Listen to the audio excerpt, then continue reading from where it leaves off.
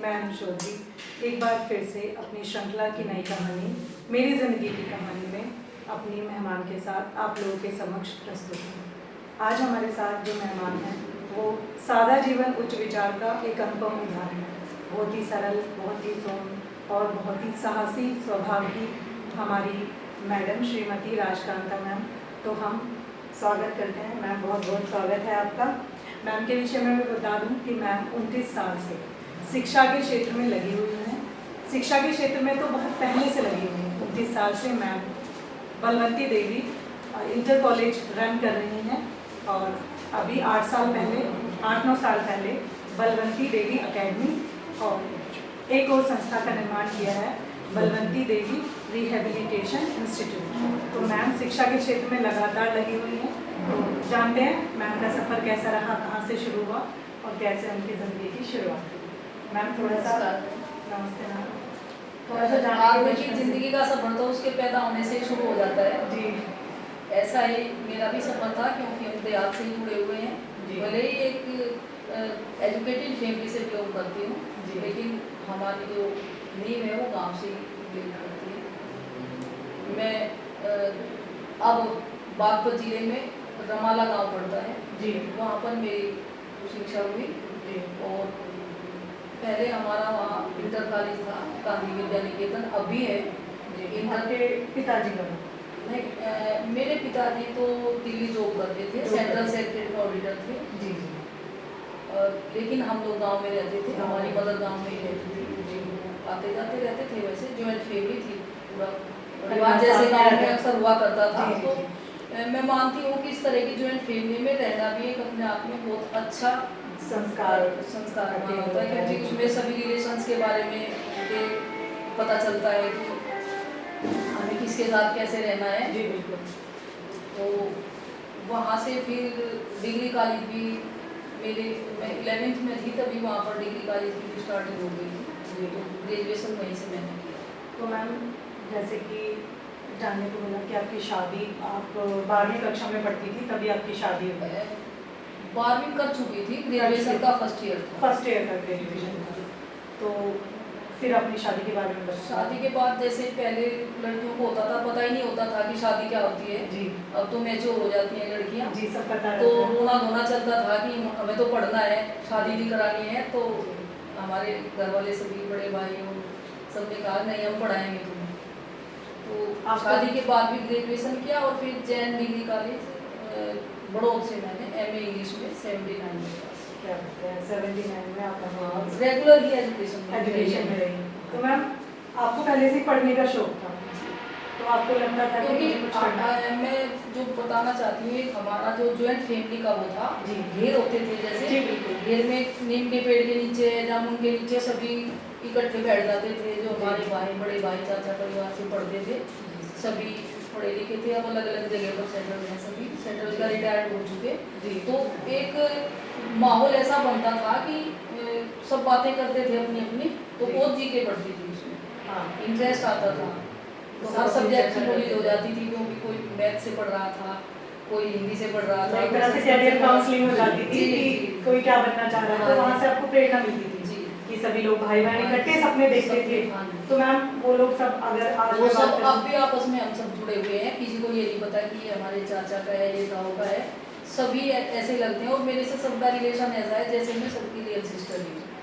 मतलब आप एक रिश्तों में भी मेरे से नहीं, हमारी पूरी फैमिली में अब भी ऐसा ही माहौल है। तो आप बहुत प्यारी सी बेटी रही होगी। पता नहीं प्यारी तो क्योंकि सारी बेटियां थी वो तो। जी बिल्कुल, मतलब जैसे कि मैं देख सकती हूँ आपके व्यवहार में मैम अनुशासन तो फूट फूट के भरा है। तो ये एक पारिवारिक संस्कार ही थे कि तो मैम कहाँ से आपको ये सब चीज़ें मिली, मतलब इतना जुझारू? हमारी मदर जो थी वो सभी का, जैसे बड़े बूढ़े थे, सभी का बहुत रेस्पेक्ट करती थी जी। और जो परिवार में जैसे कोई बीमार हो गया तो उसकी बहुत सेवा करती थी जी। तो वही हमें लगा कि पता नहीं अपने आप ही लगा, नहीं सीखना नहीं पड़ा, एक नेचुरल हैबिट बन गई, आती चली गई। आपको लगा कि ये कोई नई बात नहीं है। तो अब भी ऐसा लगता है कि हमें अगर कहीं किसी की सेवा करनी चाहिए, काम करना चाहिए, तो वो एक अजीब लगता है अगर हम ना करें तो ये तो बिल्कुल सही कहा जाता है कि जो माँ होती है वो पहली शिक्षक होती है। तो आपकी जो माता जी हैं वो बहुत ही मेहनती और सौम्य स्वभाव की हमारी माँ थी। तो उससे ही हमें बहुत प्रेरणा मिली। आज भी शाम को बैठ बहुत ही होनहार छात्रा थी, आपको पढ़ना था और आपको वो माहौल भी मिला क्योंकि आप संयुक्त परिवार में रहती थी, वो संस्कार भी आपके साथ साथ चलते रहे। तो अब मैम शादी वाली बात आ गई, क्योंकि जिस समय की आप बात कर रही हैं तो उस समय 12th के बाद जब ग्रेजुएशन में बच्चा आ जाता है, खास करके लड़की तो सोचा ही जाता है, ये तो जेन्युइन सी बात हो जाती है कि भाई शादी कर दीजिए। तो मैम आपने फिर विरोध किया या आप आसानी से सहजता के साथ आपने उसको एक्सेप्ट किया? शादी का तो विरोध किया, लेकिन जब चलती नहीं थी, अब जी। तो लड़कियों से उसकी इच्छा इच्छा पूछ ली पूछी जाती जाती है, है। लेकिन तब तो ये था कि लड़की बड़ी हो गई, 10th 12th कर ली, शादी करनी है। जी। लेकिन फिर जब अगली फैमिली मिली तो उन्होंने पढ़ाई के लिए तो मना नहीं किया, जी। लेकिन खेतों के काम थे, जानवरों के काम थे, किसान वो परिवार, किसान किसान परिवार में थे, तो शुरू में भी हम घर में भी काम करते थे, ऐसा नहीं कि घर में जो भी होता था मतलब सभी जैसा घर- मुझे लगा हाँ। कि मैम आपका पहले भी तो परिवार हमें वो संपन्न था। हाँ, हमें वो नेचुरल लगा। जी, वो जी। भी हम काम कर लेते थे, खेत में भी काम करते थे, जी। ससुराल में भी मैंने खेत में भी काम किया है, अच्छा। गाय भैंसों का भी काम किया है। और उस टाइम तो मैं आपको कहूँगी, पुराना लगे, चक्की भी चलती थी जी जी पीसने बिल्कुल की। बताएं मैम बिल्कुल। हाँ जी, तो वो चक्की भी मैं पीस लेती थी। तो आप खुशी खुशी आपके तो हाँ, कोई प्रेशर नहीं था ऐसा, अच्छा, विदाउट आपको प्रेशर लगता अपना था कि काम काम हाथ है। करके, हाँ ये ऐसा नहीं था कि कोई अंदर प्रेशर कर रहे हैं। कि कोई ये लगता था दबाव- कि हमारा ये काम है तो हमें ये करना है। ये दिनचर्या है जो एजुकेशन सामान्य का मतलब दिनचर्या है। एजुकेशन का मतलब ये नहीं होता कि मैं तो बहुत पढ़ी लिखी हूँ, काम नहीं करूँगी। जी बिल्कुल। तो वो हमारे आगे नहीं है, एजुकेशन कंटिन्यू मतलब जो सामान्य दिनचर्या उस समय उसके होती थी। साथ साथ फिर एजुकेशन लाइन चलती रही। जी। जब भी कभी छुट्टियाँ होती थी, गांव अपने घर रमाला से मैं बड़ोद डेली अप डाउन करती थी। जी। अपने गांव की अकेली लड़की थी जो मैं डेली अप डाउन बड़ोद करती थी। क्या बात है, बहुत बड़ी बात 7 है। बजे शाम की जो लोनी वाली बसें आती थी, जी। 7 बजे बस आती थी स्टैंड पर, उससे पहले वहाँ पहुँच जाती थी। पढ़ाई लेकिन के लिए- बीच बीच में ससुराल जैसे जी खेतों के काम जैसे आजकल चल रहे हैं, जी। तो वहाँ चले जाती थी काम करने। हाँ भाई, परिवार में जितने लोग हो जाए उस समय जब हाँ, काम बड़ा होता है तो जितने मेंबर हो जाए हाँ, कभी सही कोई है। ऐसा किसी के साथ ससुराल पक्ष सभी में लोग भी मेरे उस समय साथ ऐसी हाँ, बड़ी बात लगती नहीं थी ये बात कि भाई ये स्वाभाविक चीज़ हो रही रूप है। से रहे हैं। किसी के जी, साथ जी। कभी मेरा झगड़ा, किसी से सास से होना, दुरानी से होना, नंद से होना, ऐसा कभी मतलब कोई झगड़ा नहीं सहनशीलता हुआ और जैसे परिवारों में चलते हैं सामान्य कभी वाली ऐसी आपकी कोई बात स्थिति नहीं। रही। चलिए बहुत अच्छी बात है। तो मैम आपका ये वाला सफर कब से शुरू हुआ कि आप ये सफ़र फिर मैंने जैसे 79 में एमए पास किया जी। 81 में डीएवी कॉलेज मुजफ्फरनगर में मेरा बीएड में मेरिट करीब बना गया था। तो वहाँ से बीएड करने के बाद 82 में रोहाना, मेरे हस्बैंड रोहाना शुगर फैक्ट्री में लीगल एडवाइजर रहे हैं जी। तो वहाँ रेजिडेंस भी मिला हुआ था फैक्ट्री का। जी जी वहाँ प्रिंसिपल की पोस्ट खाली थी जो फैक्ट्री का स्कूल था जी। उस टाइम में जूनियर हाई स्कूल था। जी तो वहाँ पर जीएम ने उनको कहा कि आपकी किसी शिक्षित हैं, कैसे जी, पता जी, चला होगा उनको, जी, क्योंकि जी। जो परिवार आसपास के बच्चे थे मैं उनको पढ़ाती रहती थी। वैसे ही जी। बैठे कि पढ़ा लिया, चलो मैं काम कर रही हूँ, खाना बना आपको मेरे पास आके बैठ इन सब जाओ। चीजों में शौक था, आपको जी, काम तो के बाद निकाल लेती थी आप उनको समय। पता चला कि वो एजुकेटेड है। जी तो उन्होंने कहा जी हमें ज़रूरत है हेडमिस्ट्रेस की, हेडमिस्ट्रेस की पोस्ट होती है जी जी बिल्कुल। तो वहाँ मैंने 8 साल काम किया। तो मैम वैसे आपको ये लगता था जब आप पढ़ती थी कि नहीं मुझे एक दिन मतलब जॉब भी करने का मौका मिलेगा? जॉब की टीचिंग लाइन की इच्छा नहीं थी। मैंने पीसीएस आईएएस के लिए भी इस समय आप सिविल सर्विस ट्राई में किया, सिविल सर्विसेज के लिए भी मैंने 2-3 बार ट्राई किया है। 84 में आईएएस की उस समय ये बात सोची किया था बड़ी बात मैंने, है, बहुत। और पीसीएस की भी 3 बार अटेम्प्ट किया मैंने। मैं- लगता था कि मैं क्लियर कर लूँगी, लेकिन वो भी कहती थी घर में कि मैं काम नहीं करूँगी, केवल पढ़ूंगी। मतलब अच्छा वो नहीं लगता करना नहीं था आपको हाँ। और वो आपकी अपनी जर्नी थी। हाँ, जो मुझे आप लगता था मेरा नॉलेज लेवल इतना है कि मैं क्लियर कर दूँगी। जी जी और 2-3 अटेम्प्ट ऐसे किए हैं मैंने। जी। और अब भी मेरे मन में रहता है कि कोई बच्चा, मुझे आज ही एक बच्चे का एडमिशन हुआ 9th जी। में, मैंने पूछा बेटे क्या करना चाहोगी कि आईएएस बनूंगी। मुझे लगा कि शायद मेरा ये सपना पूरा करेंगे। क्या बात है, क्या बात है। मैम आज अभी इतना सब करने के बाद जैसे कि आप उसके बाद टीचिंग लाइन तो वहाँ से मेरी शुरू हो गई ना, रोहाना से। जी जी उसके बाद स्वामी कल्याण देव कन्या इंटर कॉलेज की फाउंडेशन ही रखी गई थी। जी तो इस बार जुलाई में फाउंडेशन रखी गई, नवंबर में उन्होंने मुजफ्फरनगर बुलेटिन में वैकेंसी निकाली जी कि प्रिंसिपल की पोस्ट है। तो वैसे पढ़ रहे थे तो मैं जा करके भी इंटरव्यू दिया। आपको डायरेक्ट प्रिंसिपल की जो डायरेक्ट प्रिंसिपलशिप से ही क्या स्टार्ट बात है, तो बहुत उन्होंने बढ़िया। फिर मुझे, अब मैं रोहाना रहती थी, रोहाना से बगरा, जी बगरा, अब तो वो कॉलेज थोड़ा अब बाहर रोड पे है, तो अंदर कोई पीटीसी का हॉस्टल था, उसमें चलती थी क्लासेस, वहाँ पे जाती थी मैं रोहाना से। तो आपको सरप्राइज जैसी तो कोई चीज लगी नहीं होगी मैम उस समय भी, आपको लगता था बर्डन मैं मान deserve कर नहीं करती किया ना हूँ किसी चीज को, कि किसी भी काम को अगर हम बर्डन मान के करेंगे तो हमें वो आपको ये था कि बर्डन अपॉर्चुनिटी मान मुझे कर करना है। मेरे पास जॉइंट फैमिली थी, तो बच्चे भी रहते थे परिवार के सभी, जी देवर के बच्चे भी, नंद के बच्चे भी, सब रहते थे, तो कोई बर्डन नहीं था, सभी नेचुरल वे में आज भी वैसे ही लगते हैं जी बच्चे। अपना वो जो काम है बहू का वो आप पूरा फर्ज निभाती थी। अच्छा आपके सास और ससुर और आप बाकी सबके साथ आपके बहुत अच्छे संबंध थे, तो ससुर चलिए मेरे अभी हैं, जी 99 ईयर्स ओल्ड हैं, क्या बात है, बहुत बढ़िया। और सास 17 ईयर्स पहले जी एक्सपायर हो चुकी है, तब जब ये कॉलेज चलाया उनके नाम से तब वो जीवित थी। अच्छा तो मैम ये किसका विचार था कि स्कूल शुरू करना है? फिर ये हुआ कि मैं बताऊं, जब मैं बगरा इंटर कॉलेज बन चुका था, वो एप्लीकेशन आ चुकी थी, जी तभी बिटावदा में शादी थी, एक बैठ कर के बात हुई कि यहाँ लड़कियों का कॉलेज नहीं है, जी तभी हमारे मामा जी के लड़के थे, उन्होंने बोला कि मैं चलो जगह देख लेता जी। हूँ। 2-4 दिन के बाद ही उन्होंने जगह देख ली, एक बहुत अच्छे वो थे, टीकाराम त्यागी जी सटेड़ी में, जी उनके सामने प्रपोजल आया तो उन्होंने ज़मीन देने के लिए यस कर दी। जी वैसे उनको ज़रूरत नहीं थी ज़मीन देने की, जी। लेकिन उन्होंने ये सुन करके कि लड़कियों की संस्था खोलेंगे, जी तो उन्होंने ज़मीन दे दी थी। तभी जनवरी में बसंत पंचमी का दिन था, हमने नींव रखी। तब आपको कैसा लगा था मैम, पूरी रात वो कि अगले दिन नींव रखी जा रही है? टाइम हाँ, पूरा वो खेत बोआ हुआ था, मसूर का खेत था, बल्कि वो जी। कटी थी, उसको बीच में थोड़ा सा एरिया काट करके फाउंडेशन रखी थी, और झाड़ खड़े तो हुए ये थे तो वहाँ मैम पे। एक लंबा सफर हो गया ना, तो आपको कैसे मतलब कैसा लगता था उस समय, वो बताएं कि मैं बना लूंगी या साथ चाहिए? ये सास तो खैर मेरे ससुराल पक्ष से भी और नहीं मेरी साथ सास का भी मिला। जी अच्छा सबको दोनों साथ पक्षों से साथ मिला मुझे जी, जी। करने का, और भरोसा था हमेशा से अपने ऊपर कि मैं कर लूंगी, कर लूँगी। कि मुश्किल नहीं है, हो जाएगा। कई लोगों ने मुझे मुजफ्फरनगर शिफ्ट हो गए थे अभी बाद में रोहाना जी। से, तो कई लोगों ने कहा कि बाएं वाले को तो चोर पीटते हैं दिन में ही। जी मैंने कहा क्या पीटेंगे मुझे चोर, बच्चों को पढ़ाने तो आई हूँ, जी, मतलब आपको कभी डर नहीं लगा? ना डर नहीं लगा। और जैसे बिटावदा का नाम है तब बिटावदा दंगा करता है, ये करता है, ऐसा भी कभी कुछ नहीं हुआ, जी बल्कि रिकॉर्ड करते हैं बहुत यहाँ। हाँ, तो सब मतलब आपको प्यार क्या मिलता केवल चला बिटावदा गया। के नहीं, पूरे एरिया के लोग बहुत ज़्यादा सम्मान करते हैं।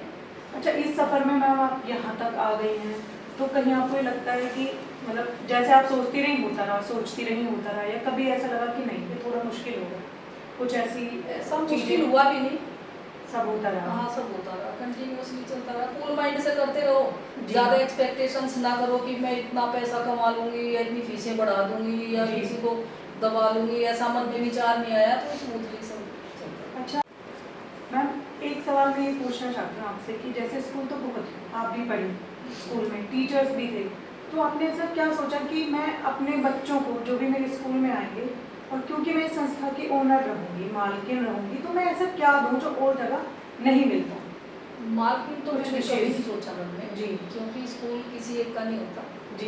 एक संस्था होती है, संस्था जी। सब पूरे समाज की होती है। जी हालांकि भगवान ने हमें उसका एक वो बना दिया, जी जी संस्था जरिया- पूरे समाज की, जरिया बच्चे कह की सकते है, हैं मैम, संस्था जी, जी। टीचर्स की होती है, बिल्कुल, बच्चों की बिल्कुल। होती है, समाज की होती है। जी और कभी न तो मैंने आज तक मन में ये किया कि किसी बच्चे का, उसके पेरेंट्स का मैं शोषण करूं जी। फीस के नाम पर या उनको टीच करने के नाम पर। अगर कोई गलत भी मुझको बोल के गया है या कोई बच्चा भी उल्टा बोला है, तो मैंने उसको ये नहीं किया कि इसने मुझे ये किया है तो मैं मतलब इसको कभी नीचा पावर दिखाऊंगी, और उसका पावर फायदा नहीं उठाया। जी इसको नीचा दिखाऊंगी, बल्कि उसको भाईबंदी में और बच्चे को भी प्यार से समझाऊंगी। जी तो कहीं ना कहीं मैम ये अनुभव है या आपने किसी की वो आ गई है? नेचर ही है कि मैं किसी को ज़्यादा ऊंचा नहीं बोलने की जी। कोशिश करती। हालांकि ये नहीं कि सामने वाला बोलता है तो उसको जवाब तो देती हूँ, लेकिन ऊंची वो आवाज में विनम्रता में आप दे देती हैं और आप समझ भी रही होती हैं। जी। तो मुझे लगता है मैम कि आपकी यही चीज़ शायद आपके स्टूडेंट में भी जाती होगी,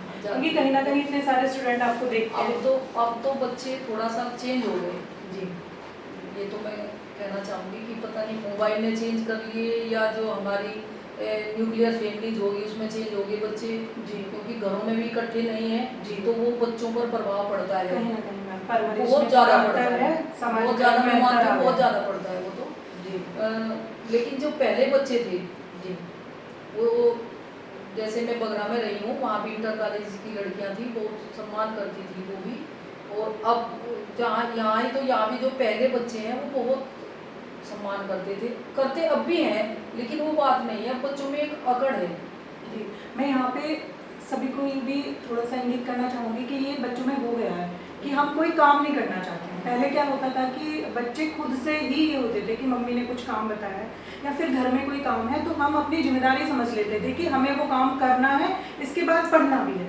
लेकिन अभी क्या होता है कि बच्चे ये सोच लेते हैं कि पढ़ना ही हम मम्मी पापा के ऊपर एहसान कर रहे हैं और वो पढ़ते ये भी चीज़। नहीं है और अच्छे से पढ़ भी नहीं पढ़ते पाते। भी नहीं है मम्मी पापा तो उनसे काम नहीं कराते इसलिए कि पढ़ रहा है बच्चा जी लेकिन वो पढ़ता नहीं है जी मैं तो हर पेरेंट्स को जो भी मेरे पास आते हैं या फ़ोन पे कहते हैं ये पढ़ता नहीं जी या ये उल्टा बोलता है आप इसको समझाओ जी। तो यही कहती हूँ कि इनको काम पे भी लगाओ जी इनसे घंटा 2 घंटा अपने घर के काम भी कराओ तभी ये एक बैलेंस में चलेगा अदरवाइज पूरा दिन आप कहोगे तो पढ़ रहा थी हमने इससे चाय भी बनवाते तो मैम पास जैसे कर जाती है लड़की चाय ये कैसे आपने बनानी तो आती? आपने ये धीरे धीरे चेंज हुआ है मैम, ये आपके सामने ही परिवर्तित हुआ है, आपके सामने बैच निकलते चले गए हाँ क्योंकि अब 29 साल आपको हो अब गए। ज़्यादा चेंज आ गई पहले जो लड़कियां आती थी पैदल आती थी जी घर में काम करके भी आती थी जी और एक ड्रेसिंग सेंस भी अच्छी थी जी अब जो बच्चे हैं वो न तो घरों में काम करते जी न उस तरह की सेंस है कहीं ना कहीं जिम्मेदारी का हाँ हालांकि अब बड़ा भी भाव कम हो रहा है। बहुत अच्छे बच्चे भी हैं जी। ऐसा नहीं है लेकिन मैक्सिमम पता नहीं है घरों से माहौल चेंज हो गया है या कुछ मोबाइल चीज़ें से change हो हो गया गई। या हाँ थोड़ा सा चेंज है बच्चों में तो मैम जिसकी बहुत जरूरत है आप क्या सुधार। कोशिश करती हैं कि मतलब कैसे वो चीज़ें थोड़ी थोड़ी चेंज हो देखिए जाए। एक तो हम असेंबली में बच्चों को मोटिवेट करते हैं जी। डेली असेंबली में कुछ ना कुछ इसी टाइप की चीज़ें उनको बताते हैं जी और मैं ये और बता दूं गर्ल्स को तो स्पेशली मैं कहती हूँ कि शालीनता जब तक नहीं है तब तक आप जी व्यवहार लड़की नहीं है मतलब शालीनता के साथ भी वुमेन एम्पावरमेंट जो है वो प्राप्त जी, किया जा सकता है। शालीनता ही स्त्री का सबसे बड़ा आभूषण है जी। हम एजुकेटेड हैं वो हमारी शालीनता में दिखाई देगा चलिए मैम मैं ये पूछना चाहूँगी कि आपकी शौक क्या है? आप पढ़ने वाली बच्ची रही, क्या करती थी? देखिए अब तो शौक सारे मिक्सअप हो गए कोई एक शौक तो नहीं है बस अब तो ये है जो बच्चे हमारे सामने हैं जी। उनकी ऑलराउंड डेवलपमेंट हो जैसे फिर भी कभी सुनना कुछ फिल्में देखना कुछ पहले या जब वो- पढ़ते थे तो रेडियो होती थी जी रेडियो पास में रख करके वो धीमी धीमी बजती रहती थी हम पढ़ते रहते थे जी तो हालांकि पूरा फोकस उस पर भी नहीं रहता था लेकिन म्यूजिक हल्का हल्का सुनता रहता था तो कंसंट्रेशन बना रहता था। हाँ। तो चलिए वही उसी से उसी जुड़ी टाइम कोई याद- जब मैं 12th में थी तो हमारे कॉलेज में सतपाल सिंह जी थे पखरपुर वाले बोले जाते थे उनको देसी रागनियाँ उनके आया करती थी जी तो वो हारमोनियम सिखाने लगे 2-4 दिन सीखने के बाद वो जब सारे स्वर निकाल लिए कॉपी बनाई जी जी तो वो बोले अब तुम्हें वहाँ स्टेज पे गाना पड़ेगा मैंने जाना छोड़ दिया फिर वहाँ जी कि कोई गांव में ये कहेगा फलां की लड़की स्टेज पे गा रही है जी थोड़ी वो झिझक- ये थोड़ा जी। हेजिटेशन होती थी उस जी, टाइम जी। इसीलिए मैं अब ये चाहती हूँ अपने नर्सरी से लेकर 12th तक के बच्चे के हाथ में माइक देकर खड़ा करती हूँ स्टेज पर जी। कि तुम्हारी हेजिटेशन निकलनी चाहिए अपने आप को अभिव्यक्त करने की हाँ, क्षमता रहे। रहनी चाहिए तो मैम चलिए हम आज आपको मौका देते हैं कि आपने तब तो नहीं गुनगुनाया, आज आप वो कुछ तभी गुनगुनाएं। उन्होंने ही शुरू किया था जी। कि अब चलो एक देसी रागनी बनाते हैं शिक्षा के ऊपर जी। और उन्होंने कहा था 2 ही लाइन बोलूँगी आओ बहनों लिखे पढ़े कला चांद के शिखर चढ़े उन्नत मौका खाओ न धोखा उन्नति कर फिर आगे बढ़े आओ बहनों लिखे पढ़े विद्याधन एक ऐसा धन है जितना खर्चे बढ़ता ये अथाह समुंदर बादल बनकर फूट फूट कर पड़ता सही बात है, बहुत बहुत कोई मैम जो संस्कृत के श्लोक भी मैं बच्चों को कहती हूँ कि आप कोई भी लिटरेचर पढ़ें हिंदी पढ़े तो हिंदी की सारी पोएम्स आपको लर्न होनी चाहिए जैसी हमारे टाइम होती थी बिल्कुल सही बात। सारी पोएम्स लर्न करते थे हम इंग्लिश की भी सब पोएम्स आपको लर्न होनी चाहिए और संस्कृत के भी सभी श्लोक याद करने चाहिए संस्कृत में जितना मोरल है उतना मोरल मैं मानती हूँ किसी लिटरेचर में नहीं है बिल्कुल बिल्कुल और वो मोरल के श्लोक मुझे जो हमें 6th 7th 8th में लर्न कराए जाते थे जी। वो सब लर्न है कुछ हो जाए मैम सुनाइए। स्तोत्रम स्मृतेने नतकुंडलेने दाने न पारणे तु कंकणेने विभाति काय करुणा प्राणा परोपकाराय सदा मिलते। बहुत बढ़िया, बहुत बढ़िया। और मुझे जैसे लगता है जो भी आपने आचारात बोला- लब्धे आयु आचारात लब्धे श्रियम। जी और वही तो श्लोक में बच्चों को वीकली बता देती हूँ जी जी कि हमें अभिवादनशील होना चाहिए।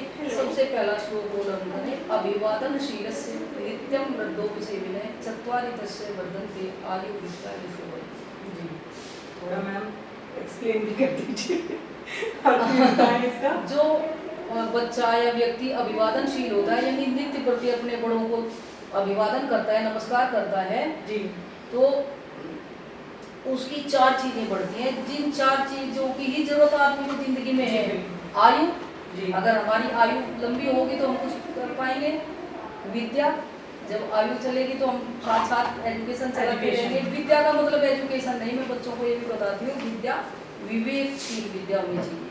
जी विद्या वो होनी चाहिए जो जिसमें पावर ऑफ डिस्क्रिमिनेशन हो, जी जो नीर छीर का करे निवेरा, जो दूध और पानी को अलग अलग करने की शक्ति रखती सही है, गलत क्या को- सही गलत है, जी जिसको डिसीजन अरे मेकिंग वो- को हाँ, और decision सही और making। गलत को अलग वो अलग विद्या करके होनी चाहिए जिसको विवेक बोलते हैं, हमारे जी। अंदर वो बुद्धि होनी चाहिए। जी बिल्कुल तो आयु विद्या यशो बलम, जी। जब हम विद्यावान होंगे तो यश कहीं ना कहीं से मिल ही कीर्ति जाएगा, मिलेगी, बिल्कुल। उसकी मांगने की जरूरत नहीं है कहीं से। जी जी और बल, हमारे पास मनोबल होगा, बुद्धि बल होगा तो शारीरिक बल की जरूरत भी नहीं पड़ेगी।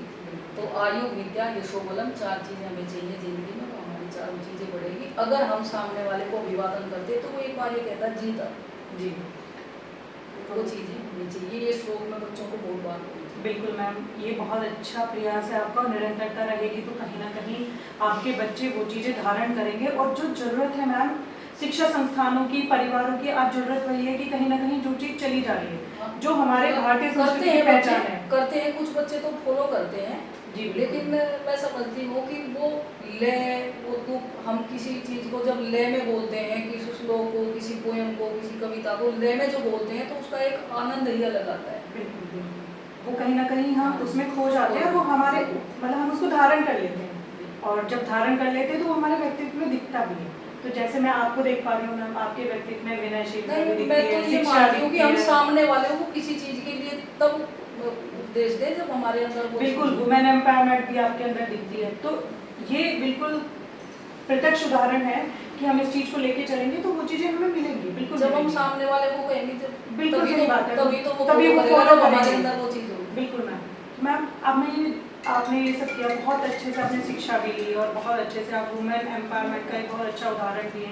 अभी आपकी लगता है आपको कि नहीं बस अब हो गया, मैं ठीक हूँ, सेटल्ड हूँ, या कुछ अभी और प्लानिंग्स हैं आपकी? नहीं नहीं, वो तो एक जो भगवान करवाता जाएगा, नेचुरल चीज़ें हैं। जी नेचुरल स्टेबिलिटी तो नहीं होनी चाहिए। जी जी। Stability- आगे बढ़ते रहने में हाँ। आप भरोसा करती हैं कि आगे बढ़ते रहना आगे चाहिए। बढ़ते रहो। जी। वो स्टेबिलिटी तो में तो एक तरह से सड़न पैदा हो जाती जी, है। मतलब कहते हैं कि हाँ, पानी भी अगर रुक हाँ, जाए, stagnant बहता सी- पानी हाँ। है तो पावन है, हाँ। और अगर वो रुक जाएगा तो कहीं ना कहीं दुर्गंध उसमें। जैसे हर स्टूडेंट के अंदर ये गुण होने चाहिए जो संस्कृत के एक श्लोक में कहा भी गया है कि काक चेष्टा बको ध्यानम श्वान निंद्रा तथैव च अल्पाहारी गृह त्यागी विद्यार्थी पंचलक्षणम। केवल अपने स्कूल के विद्यार्थी नहीं, सभी में ये लक्षण होने चाहिए, तभी वो विद्या ग्रहण कर सकता है। और वो शालीन बन करके रहे, अपनी पढ़ाई पर फोकस करे और मोबाइल से दूर रहे।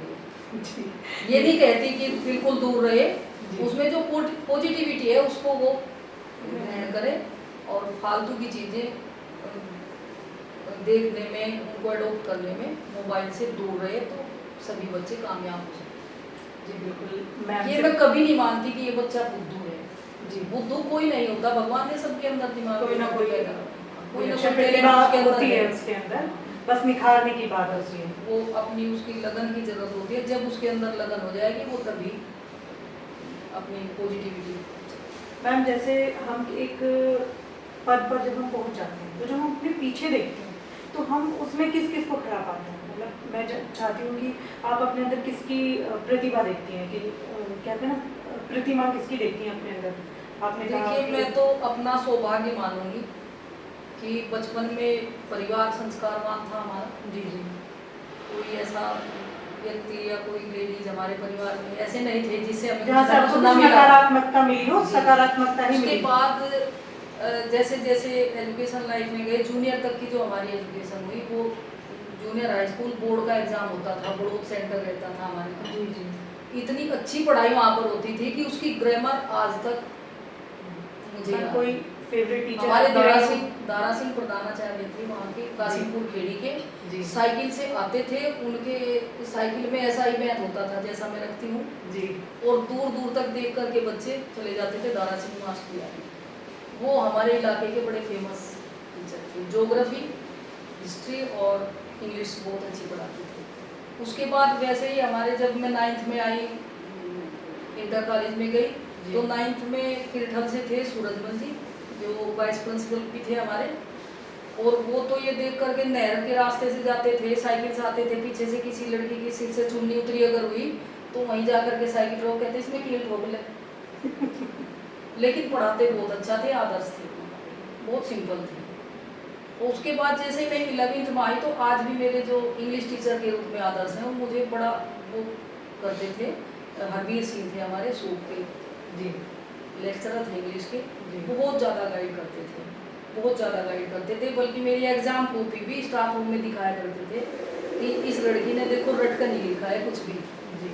जो ऐसे दे देते थे वो मैं ऐसे खुद लिखती थी, तो मेरी कॉपी स्टाफ रूम में टीचर्स को दिखाया करते थे। जी। तो वो गाइडेंस अच्छी रही है सभी की, घर से भी स्कूल से भी। कभी कभी आपको ये भी लगता होगा कि आपके स्टूडेंट और इसीलिए मैंने एमए इंग्लिश में की है। बिल्कुल। मेरी ग्रामर की तब कोई बराबरी नहीं कर ग्रामर सकता। आपकी बहुत अच्छी चल रही है, क्या बात अब है। तो नहीं, खैर मैं कहती पता नहीं कितने पढ़े तो मैम, लिखे ये होंगे, तो अपने लेकिन आप उस में टाइम बड़ी मेरा बात है। इलाके में नाम था कि वो लड़की पढ़ती है। हाँ, क्या बात है, क्योंकि जिस समय की आप बात कर रही हैं उस समय अंग्रेजी एक हवा हुआ करती थी। और लड़कियां पढ़ने भी नहीं जाती थी। बिल्कुल, अंग्रेजी तो बहुत बड़ा कि भाई अंग्रेजी है, ये है। उस समय आप जो है मास्टर थी उसमें, तो ये बहुत बड़ी बात है मैम। आपने बहुत सारी चीज़ों को बिल्कुल अपने दम पे उनको वश में किया है। एक्सप्लेन करना होता था, मैं खुद कर देती थी। था कि मुझे रटना पड़ेगा कुछ या है तो कर लेती थी। जी बिल्कुल। तो मैम, मैं आज जो ये चीज़ें थोड़ा आपको लगता है कि चीज़ें ठीक नहीं है, तो बस अंतिम संदेश आपका महिलाओं के लिए हो जाए कि महिलाओं के लिए मेरा खास कैसे तौर से कैसे? संदेश ये है जी कि वे अपने बच्चों में संस्कार डालें जी और घर में एक ऐसा माहौल बनाएं कि वे जब अपने बड़ों के प्रति सम्मान करें, जी। जो कि परिवारों में खत्म होता जा रहा है। उसको बनाएंगी तो बच्चों में वो संस्कार अपने आप ही आएंगे। एक परिवारों का जो विघटन है वो बच्चों को बिगाड़ने का सबसे बड़ा कारण है। उस विघटन को रोकें, ये हमारा दायित्व है। कहीं ना कहीं धीरे धीरे महिलाओं का धीरे दायित्व है चला खास है। तौर से, क्योंकि स्वामी विवेकानंद जी ने कहा है कि जब जब स्त्रीत्व का पतन हुआ है तब तक समाज का पतन हुआ है। तो स्त्री तो वो पिलर है, औरत तो वो पिलर है जो पूरे समाज को, राष्ट्र को बनाती है। हमें ही जरूरत है, हमसे ही समाज बनेगा, हमसे ही बच्चे बनेंगे। आदमी तो बाहर कमाने चला जाता है, वो शाम को कमा करके लाता है, तो उसकी कमाई को हम यूटिलाइज कैसे करें? जी उसको तभी खुशी होगी ना, हमारे बच्चे अच्छे निकलेंगे, घर में व्यवस्था ठीक है और आने के बाद उसको घर में माहौल अच्छा मिला तो वो खुश होगा। जी जी।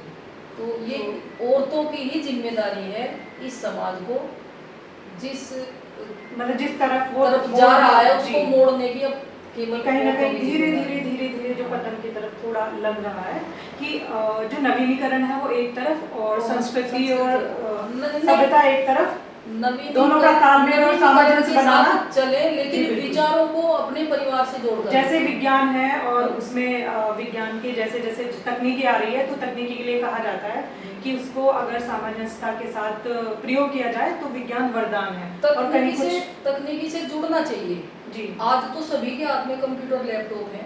जी अब से 20 साल पहले जब कंप्यूटर आया, मैं घर में कंप्यूटर चलाती थी, पूरे स्कूल के पेपर खुद टाइप करके लाती थी। हिंदी की टाइप जो आजकल बच्चों को नहीं आती, मैं वो कहीं ना कहीं बैलेंस की जरूरत है। लेकिन उसका मतलब ये नहीं था कि मैंने घर के काम छोड़ दिए।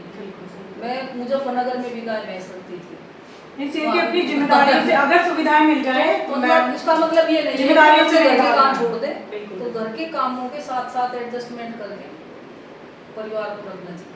चलिए, तो मैम के कहने का तात्पर्य जितना मैं समझी हूँ वो यही है कि बिल्कुल वो हम तो नवीनता मेरा को खास अपनाएं। तौर से ये संदेश है कि वे ही घरों को बना सकती है, वे ही समाज को बना सकती है, इसलिए वे पॉजिटिव माइंड से काम करती कि ज़्यादा जिम्मेदारी उन्हीं के हाथ में है और वो थोड़ा सा विवेक का इस्तेमाल करें और कहीं ना कहीं मतलब अपनी जो चीज़ें हैं उनको हम सही तरफ मोड़ें। अपनी जिम्मेदारी समझे कि समाज को बनाना हमारा उत्तरदायित्व है। जी, ज़्यादा जिम्मेदारी और ज़्यादा जो है समाज को एक अच्छी तरफ लेके जाने का वो जो है वो महिलाओं के कंधे पर है और उनको उन्हें बहुत अच्छे से निभाना है।